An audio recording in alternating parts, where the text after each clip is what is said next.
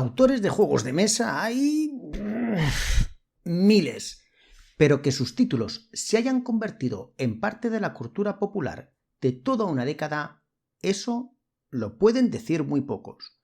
Porque ¿quién de aquí no conoce el HeroQuest o el Cruzada Estelar? Os invito a que os quedéis en este vídeo donde os explicaré la vida de una de las personas que más han hecho por el mundo de los juegos de mesa, donde sus creaciones marcaron a toda una generación y especialmente uno ha sido clave para la existencia de muchos de los títulos que nos han llegado a día de hoy. Que sepáis que este vídeo tiene la mejor fuente de todas, su propio protagonista, que ha sido muy generoso de poder dedicar parte de su valioso tiempo a contestar todas las preguntas que le he enviado. Stephen, thank you very much. Porque sí, porque este vídeo lo tengo que presentar en inglés. Porque todos ustedes vais a ver hoy The Story of Stephen Baker. La historia de los juegos de mesa. El inicio de la historia de hoy nos lleva a Londres, al año 1964, fecha en el que el matrimonio formado por John y Margaret Baker se le suma nuestro protagonista, Stephen. La familia estaba completada por su hermana menor Kate y su hermano Matt. La infancia de Stephen fue como la de un niño normal con 8 años. Disfrutaba de maquetas y coleccionaba soldados de juguete. Con los niños de la escuela se montaba sus historias pintando los soldados y haciéndolos pelear en batallas donde usaba canicas o cañones de juguete para derribarlos. Y como Stephen llevaba la profesión por dentro, ya con esta temprana edad ideaba sus propias reglas, pensando por dónde se moverían las tropas y haciendo que los soldados lanzarían dados para ver si acertaban o no el tiro, y dependiendo del arma usada, sería una cantidad u otra de dados a tirar. Y fue tal el talento que tenía que su padre pensó que había que aprovecharlo, y cuando Stephen tenía 9 años, en el 1973, apareció un día por la puerta de casa con el libro de Charles Grant, The War Game, que había conseguido en la biblioteca del pueblo. Este título es una de las publicaciones clásicas de juegos de guerra de finales de los 60 y principios de los 70, y está centrado en las batallas del siglo XVIII, y describe en detalle cómo organizar y jugar a juegos de guerra en miniaturas con reglas accesibles y bien estructuradas. Vamos, que este libro era ideal si tú querías meterte en esto de diseñar juegos de guerra. Su padre pensó que quizás este libro le podía ser interesante a Stephen, y en el momento en que lo leyó, cayó fascinado y le hizo darse cuenta que él mismo podía diseñar juegos sobre cualquier cosa. Y a partir de este momento, su afición por los juegos de mesa explotó. Su juventud se la pasó rodeada, entre otros tantos juegos como fueron el Bucaner, el Totopoly, el Cluedo, la Fuga de Colditz, el 1776 y el Risk, pero sobre todos, la temática que más disfrutaba él eran los wargames. Sus favoritos eran los napoleónicos o los de la Segunda Guerra Mundial, y sobre estos se montaban sus variaciones utilizando el libro de Charles Grant, Napoleonic Wargames, siempre y cuando fuera un juego de temática napoleónica. En cambio, si el juego que quería montar era sobre la Segunda Guerra Mundial, para eso echaba mano del libro Wargames de Donald Firestone, publicado en el año 1962. Este libro de Firestone establece las bases del wargame moderno, proporcionando reglas y estrategias para recrear batallas de miniaturas. Así que ya os podéis hacer una idea de cómo de serio se tomaba esto de diseñar sus propios juegos el bueno de Stephen. Pero ojo, que no solo le daba por los juegos de guerra. Estando en la escuela, diseñó un juego de carreras que usaba coches de juguete en una pista de baldosas, parecido al Scalestric, vamos. Pero que no os confundáis, que Stephen no era un chaval que vivía encerrado en su cuarto con sus juegos. También disfrutaba de los deportes e incluso llegó a formar parte de los Cubs y más tarde se unió a los Boy Scouts. Y sobre todo era un gran amante de los aviones y la aviación, y por ello se alistó en los Air Scouts, teniendo la oportunidad de vez en cuando de poder volar y hacer recados en espectáculos aéreos locales. Y arrastrado por el amor al mundo militar, con 17 años se unió al regimiento de la Reina del Ejército Territorial. Su unidad formaba parte del Queen's Regiment, y él en concreto era ametrallador de sección y llevaba una GPMG. El estar en este regimiento le fue muy bien, ya que tenía que realizar viajes de entrenamiento regulares los fines de semana, así como ejercicios anuales de 2 semanas por Alemania. Vamos, que con la cosa se pegó sus buenos viajes. Y mientras estaba aquí, finalizó sus estudios en la Richmond College y se puso a trabajar en el banco NatWest. Y esto, ojo, que fue muy importante para el futuro de la historia, porque dicho banco estaba ubicado en Hammersmith y a escasos 800 metros se encontraba la tienda original de Games Workshop. Y ya que estaba, pues Stephen solía caminar hasta allí durante el descanso para la comida y aparte de chafardear, aprovechaba para visitar a un amigo suyo que trabajaba en la tienda. Y fueron tantas las visitas que hacía que llegó a conocer al gerente y a las demás personas que trabajaban allí. Stephen se podía decir que era uno más del equipo. Ya en el 1982 colaboraba los fines de semana a media jornada, todo para poder ampliar su colección de juegos. Y en el 1984, cuando su amigo se fue, solicitó ocupar su puesto, y tanto sus amigos y familiares estaban bastante sorprendidos, ya que parecía que estaba dejando un trabajo estable en un banco para meterse de asistente en una tienda. Sin embargo, se puede decir que todo les salió muy bien, puesto que poco después el gerente fue ascendido para dirigir una nueva tienda y como Stephen tenía madera, le nombraron gerente de esta sucursal.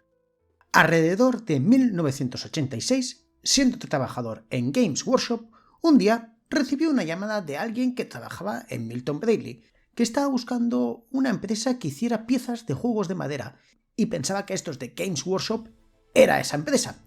Stephen les dijo que no, que estaba hablando con una tienda, que estos vendían juegos de rol, miniaturas y juegos de mesa. Vamos, que había metido la pata.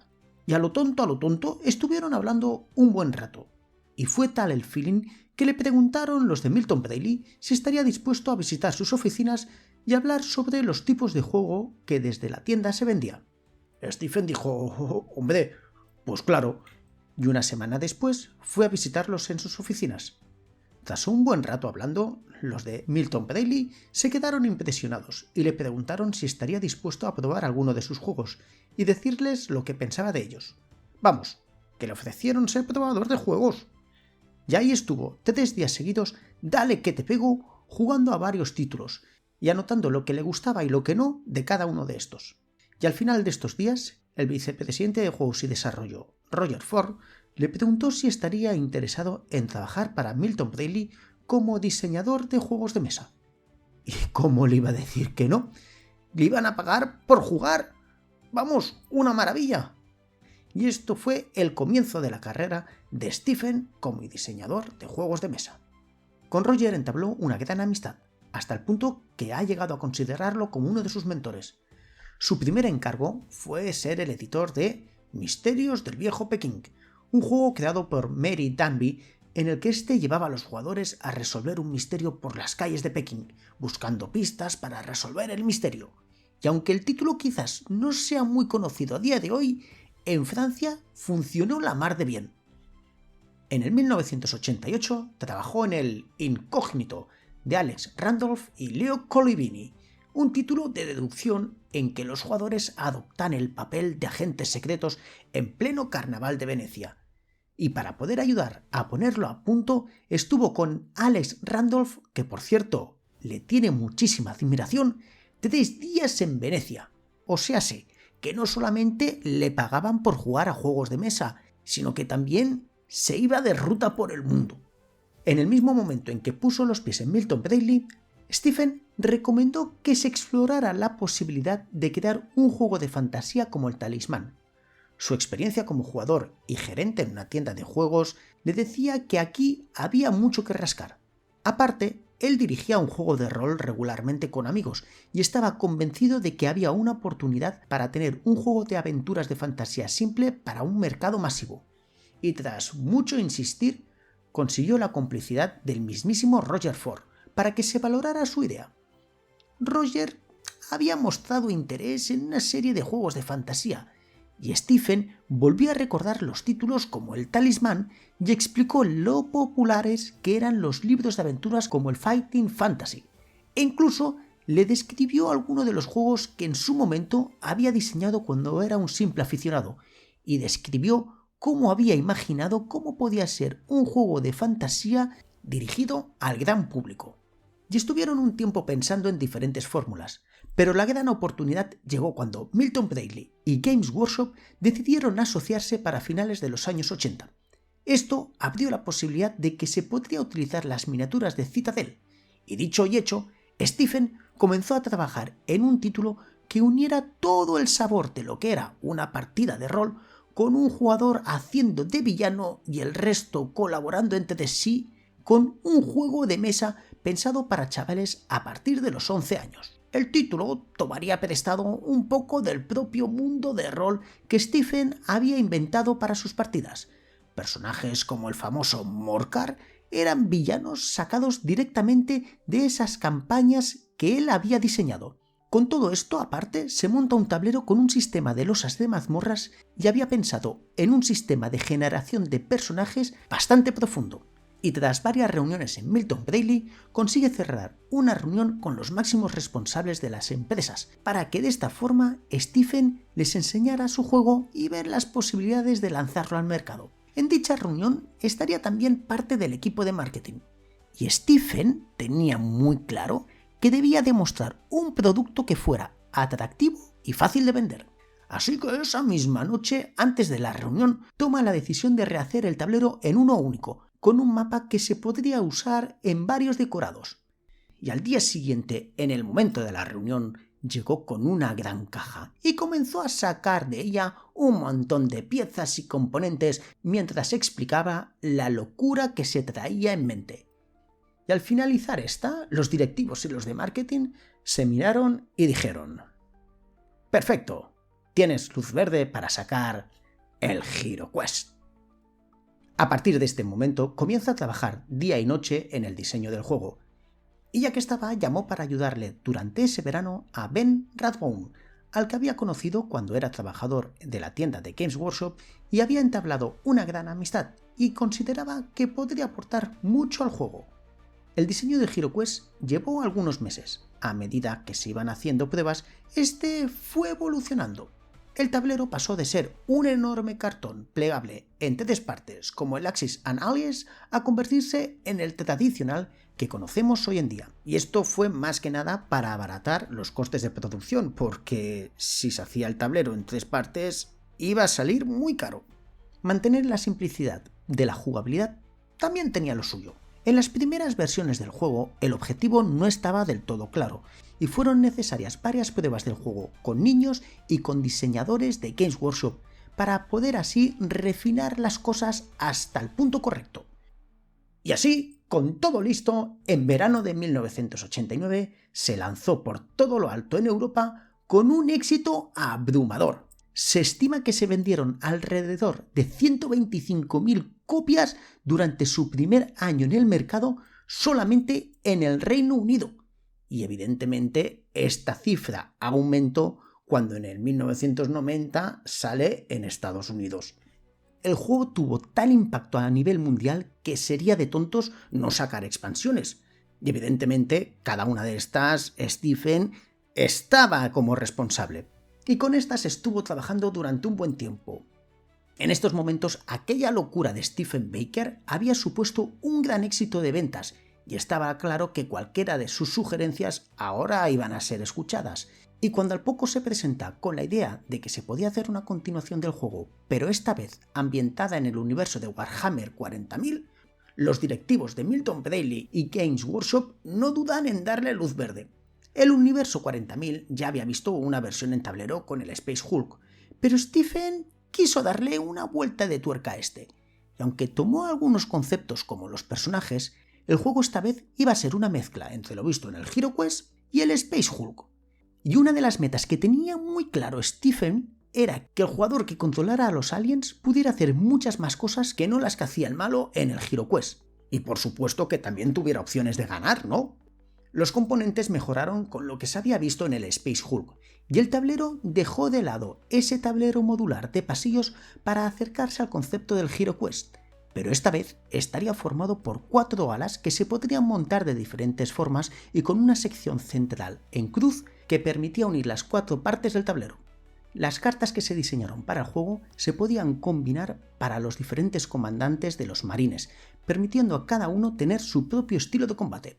El uso de los blips por parte del jugador que llevaba a los aliens le permitía realizar movimientos ocultos y como los jugadores marines no conocían lo que aparecería en estos marcadores, le daba un toque de estrategia muy chulo.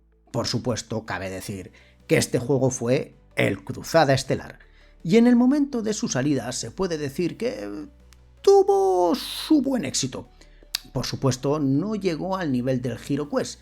Parte de esto fue porque no salió en Estados Unidos, pero en el 1990, con su salida en Europa, en algunos países como España, este llegó a rivalizar en popularidad con el mismísimo HeroQuest, hasta tal punto que podía ser o del Team Cruzada Estelar o del Team HeroQuest. Vamos, ríete tú de la guerra de Nintendo contra Sega.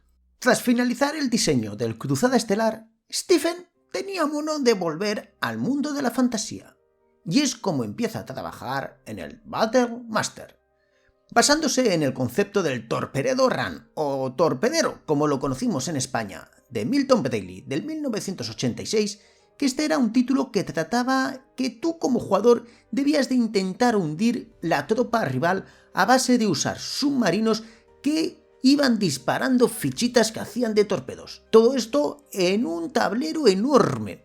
Pues Stephen cogió este concepto para empezar a diseñar este Battle Master, que sería el título con el cual entraría en el mundo de los Wargames, y aparte le daba la posibilidad de implementar todo lo que aprendió de los juegos de mesa durante toda su vida. El juego permitía controlar uno de los 2 ejércitos que había en la caja, basados en el mundo de Warhammer, que estos podían ser las fuerzas del caos o el ejército imperial, y que el juego venía con una gran cantidad de miniaturas que en el tablero quedaban espectacular. Y ojo con este tablero, porque era enorme, y aparte estaba hecho con un vinilo flexible que era precioso. Y cuando lo tenías montado, aquí la cosa era una burrada. Tenías caballeros, cañones, ballesteros, hombres bestia. Podías personalizar los estandartes con un montón de pegatinas que venía. Y todo esto en el centro con una pedazo de torre. Vamos, espectacular, espectacular, espectacular. Y divertido, porque Battle Master es un juego muy divertido. El título se lanzó en el 1992 en varios mercados. Y la verdad es que fue bien recibido. Y aunque sí que es cierto que, como con el Cruzada Estelar, este no tuvo el éxito del HeroQuest, vendió bien en sus primeros años, especialmente en Europa. Y en este mismo año 1992, Stephen toma la decisión de dejar Milton Bradley para hacerse desarrollador independiente.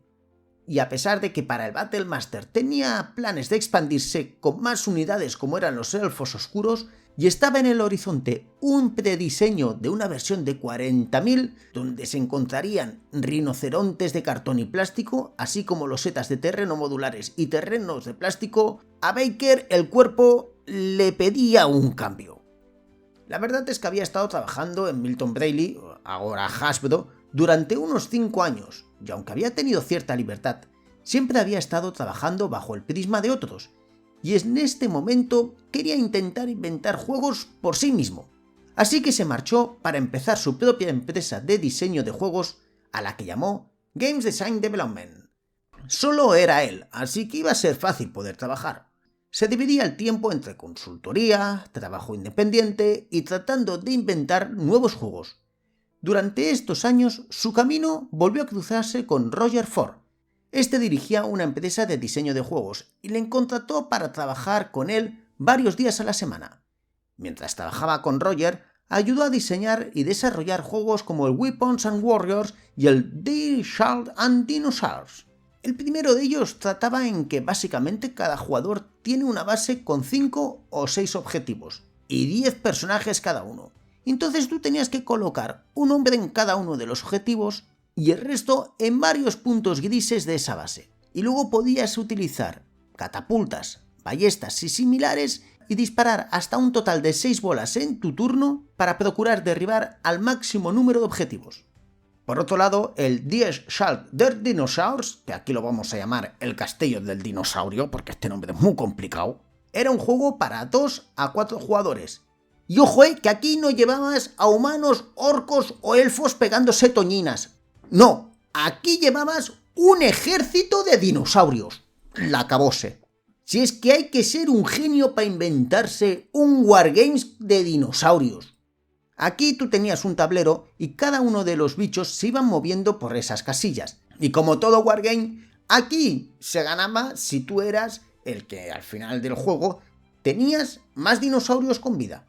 Y aquí estuvieron muy vivos los de Smith Spell, que fueron los que le encargaron el juego a Stephen Baker, porque salió en el año 1993, que si algunos recordaréis, fue el año en el que salió la película de Parque Jurásico y con ella toda la dinomanía que se derivó. En esta aventura en solitario, Stephen se fijó 2 metas. Primero, si al final del primer año no había ganado suficiente dinero, buscaría un trabajo a tiempo completo. Su segunda meta era que si al final de 2 años no había vendido ningún juego, también reconsideraría conseguir un trabajo a tiempo completo. El primer año le fue bien, y aunque varias compañías revisaron sus juegos, ninguno acabó de ser publicado. Además, varias empresas con las que estaba trabajando fueron compradas por otras empresas, como por ejemplo Waddingtons, que la adquirió Hasbro, y Smith Spell, que en este caso fueron los de Mattel las que la adquirieron. Y de esta forma, pues la base de sus clientes fueron reduciéndose. Y visto lo visto, pues decidió buscar un trabajo a tiempo completo nuevamente. Y es en este momento como entra a formar parte de Bluebird Toys. Ya en su momento, en el 1991, había hecho una entrevista de trabajo que decidió desechar, y cuando se decide a buscar trabajo a tiempo completo, se puso en contacto con ellos. Los de Bluebird estaban encantados de entrevistarlo otra vez, y rápidamente le hicieron una oferta para unirse con ellos. Uno de los objetivos era ayudarles a relanzar la línea de juegos de Peter Pan. Aparte de esto, también trabajó en la línea de juguetes como Polly Pocket o Mighty Max. Pero no solamente trabajó con juguetes. En el 1997 lanza el Havoc Smith Battle Set. Este título se presentó como una alternativa económica al Warhammer 40.000. Aquí los jugadores podían elegir fuerzas de 3 posibles facciones y tenía un sistema de juego muy sencillo, para así poder captar a jugadores más jóvenes. Y al igual que el Warhammer 40.000, aquí tenías una caja de inicio con una buena cantidad de miniaturas. ¡Que atención! Ya venían pintadas. Ni tan mal tú. Y como en el Warhammer 40.000, también podías ampliar tus ejércitos. Y en este caso, para eso, comprarías unos sobres de expansiones. Y quizás esto de los sobres fue un pequeño error. Para empezar, porque al principio estos solo se vendían en la tienda de Argos. Y luego, todos estos sobres de unidad tenían un único código de artículo, lo que significaba que los clientes no podían comprar personajes específicos que ellos iban a desear, sino que iban a ser los de Argos los que elegirían al azar lo que te entregaban. Vamos, a lo de los cromos Panini. Y claro, esto no acabó de funcionar bien del todo. Y al poco, los sobres restantes de Havoc se vendieron al por mayor a proveedores de juguetes. Y fue en este momento cuando el juego tuvo mayor acogida. Pero para ese momento el título ya estaba completamente descontinuado. Así que todos esos jugadores que descubrieron el Havoc cuando había entrado en el gran mercado mayorista, habían descubierto un juego muerto. Estos años fueron muy chulos para el bueno de Stephen, pero en 1998 Mattel compró la empresa. Y como estos de Mattel no eran tontos, le ofrecieron un trabajo para las oficinas en los Estados Unidos. Y en esas que se encontraban negociando, cuando apareció en el horizonte un viejo conocido. Hasbro, que tenéis que recordar que ahora Milton Bradley pertenecía a Hasbro, ¿eh? En Hasbro estaban buscando contratar a un diseñador de juegos para los Estados Unidos y le ofrecieron este puesto a Stephen. Y aunque la verdad es que la decisión le costó, Baker se decidió por aceptar la oferta de Hasbro, puesto que tenían un portfolio de juegos mucho más fuerte y le permitía poder dar más de sí mismo a toda la creatividad que tenía en la cabeza. ¿Y sabéis ese dicho que dice que segundas partes nunca fueron buenas? Pues esta vez, como con Terminator 2, no se dio el caso. El primer año, mientras se resolvía su visado para los Estados Unidos, estuvo trabajando en el Reino Unido. Durante este tiempo trabajó en una variedad de títulos de juegos, incluidos algunos de Avalon Hill como el Battle Cry, y en enero del 2000 el tema del papeleo quedó resuelto y pudo mudarse a Estados Unidos, donde reside desde entonces. En esta segunda etapa en Hasbro, pudo trabajar en títulos como el Axis and Allies Pacific del año 2001, junto con Rob Daviau y Larry Harris Jr., lo que fue algo muy especial, puesto que si recordáis, el Axis and Allies era uno de los títulos que para él fueron muy importantes cuando era joven y que le inspiró en esto de meterse en los juegos de mesa. En el 2002 desarrolla Risk, el Señor de los Anillos. Este título empezó a trabajarlo en el Reino Unido, y luego en Estados Unidos terminó el desarrollo y ajustó las cartas. También aprovechó y añadió el viaje del anillo para que el camino de Frodo y la comunidad pudieran incorporarse al juego. Y esta variación del Risk es una de esas que cuando tú hablas con la gente le ves que tienen como más cariño, porque supo combinar muy bien todo este mundo de Tolkien con el título original de Albert Lamorris. Y si eres fan de cualquiera de los dos, créeme que este Risk, el Señor de los Anillos, te va a hacer disfrutar mucho. En el 2003 lanza Battle Ball, que fue una idea 100% suya. Esta era una versión futurista de lo que podría ser el fútbol americano si se permitieran las partes biónicas en la aumentación humana y los cyborgs. Y no, esto no es el Blood Bowl, no tiene nada que ver. Y es un título que, cuando empiezas a ver a gente que habla de él, lo recuerda con mucho cariño. Porque ya estáis viendo, que las miniaturas eran una chulada. Este título fue el último que diseñó personalmente mientras trabajaba en Hasbro, y a fecha de hoy sigue siendo uno de sus diseños favoritos, ya que tiene una mecánica muy simple donde los personajes rápidos, en contraposición, son más débiles y los lentos son más fuertes. Pero todo esto podía cambiar gracias a las tiradas de dados, que podían alterar lo inesperado. Pero quizás el título más conocido de esta época fue el Hero Escape. Hero Escape fue una idea original de Stephen. En aquella época el plástico era más barato y calculó que con 2,5 centímetros de plástico con un solo toque decorativo no era más caro que una área similar de un tablero de juego de calidad impreso a 4 colores. Stephen diseñó la pieza hexagonal original y tenía la idea de la narrativa, y así es como lo presentó a la empresa. Y gran parte del diseño y el desarrollo fue realizado por otras personas como Craig Van Ness y Rob Daviau. La idea era lanzar un juego de escaramuzas para mesa, y como muchos de sus diseños quería tener un aspecto visual único.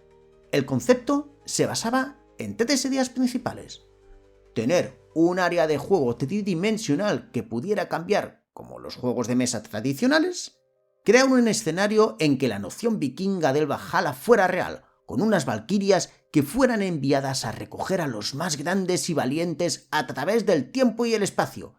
Esto permitiría a los jugadores luchar con guerreros de múltiples géneros y de diferentes épocas. Porque reconocerlos, ¿quién no quiere ver una pelea de romanos contra un tiranosaurios? Y el tercer concepto es que las miniaturas tenían que ser pintadas. Y el juego ha tenido su legión de fans y de seguidores. Ya ha estado en el mercado hasta noviembre del 2010, donde se acabó descontinuando. Pero tranquilos, que en el 2024 ha tenido una reedición de la mano de Renegade Game Studios, que después de llegar a un acuerdo de licencia con Hasbro, ha podido volver a sacar el juego. Así que estar atentos porque en cualquier momento os podéis hacer con una copia de este. En marzo del 2005, sus funciones dentro de la empresa cambian. Pasó a ser director de diseño de productos liderando la iniciativa de juegos en DVD con títulos como el Trivial Pursuit DVD. En 2009 lideró la respuesta de Hasbro a los juegos de Lego y dirigió el equipo de creación de los Cri-Ho durante 4 años. Bajo este título aparecieron líneas de juguetes basados en los Transformers, los G.I. Joe o Star Trek, entre otros. Ya en 2015 vuelve a hacer un cambio en Hasbro y pasa a ser director senior de productos y junto con su equipo se encargaría de buscar la mejora de procesos, la planificación del desarrollo y la gestión del ciclo de vida de los productos de la compañía. Y aunque disfrutaba trabajando para Hasbro, también sentía que quería dirigir su propio negocio nuevamente. Quería intentar iniciar una pequeña empresa que, con suerte, pudiera construir con el tiempo. Por ello, decide dar el salto en septiembre del 2019 y dejó Hasbro para crear Stephen Baker Design. El objetivo era muy similar a lo que ya había hecho antes. Planeaba dividir el tiempo entre consultoría, trabajo independiente e invención de juegos. En esta nueva etapa lanzó el Escape Room Alcatraz del 2022, que fue un encargo de Tactic Games, los cuales se pusieron en contacto con Baker y le pidieron un juego con el tema de escapar de la cárcel de Alcatraz. Desarrolló el concepto inicial del juego y creó el primer prototipo jugable, y luego Tactic se encargó del desarrollo final y del diseño del juego. En 2023 surge Dragonlance Warrior of Crime. Este título era un proyecto en el que Rob Damiao estaba trabajando. Rob le preguntó a Stephen si estaría dispuesto a trabajar junto con él, ya que pensaba que su experiencia en todo el tema de historia militar y juegos de batalla le podía ser muy útil. Y como estos dos genios tenían un buen feeling, decidieron trabajar juntos. Y evidentemente todo fue muy satisfactorio. Desde el tiempo de Hasbro, estos dos no habían vuelto a coincidir y tenían ganas. Dragonlance es un juego cooperativo de aventuras y estrategia donde encarnas a héroes que luchan contra el aterrador ejército dragón. Este juego de mesa independiente incluye reglas para integrar personajes de la aventura complementaria de Dungeons & Dragons Dragonlance Shadow of the Dragon Queen. Y si no lo conocéis y os pica la curiosidad, iros a la BGG y veréis cuánta cantidad de gente habla muy bien de este título.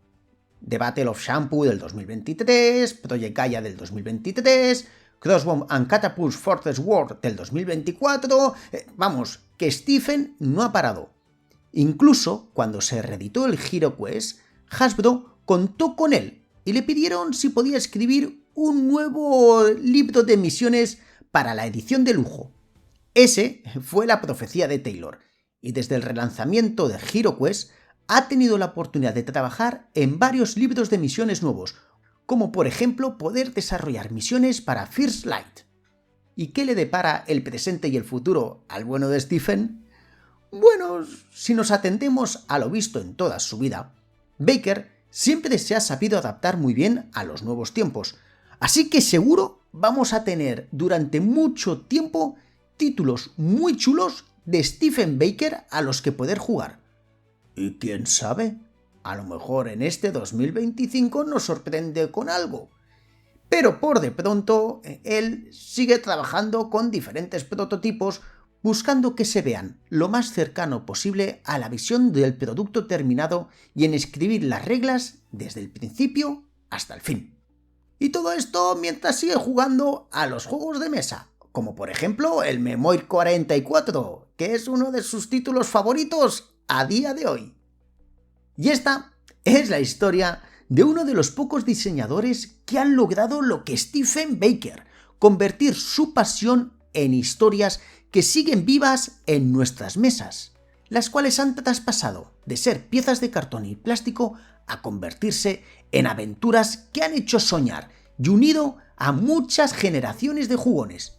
Y mientras haya alguien lanzando un dado en el HeroQuest o moviendo tropas en el Cruzada Estelar, el legado de Stephen Baker seguirá intacto, porque los grandes nombres nunca mueren.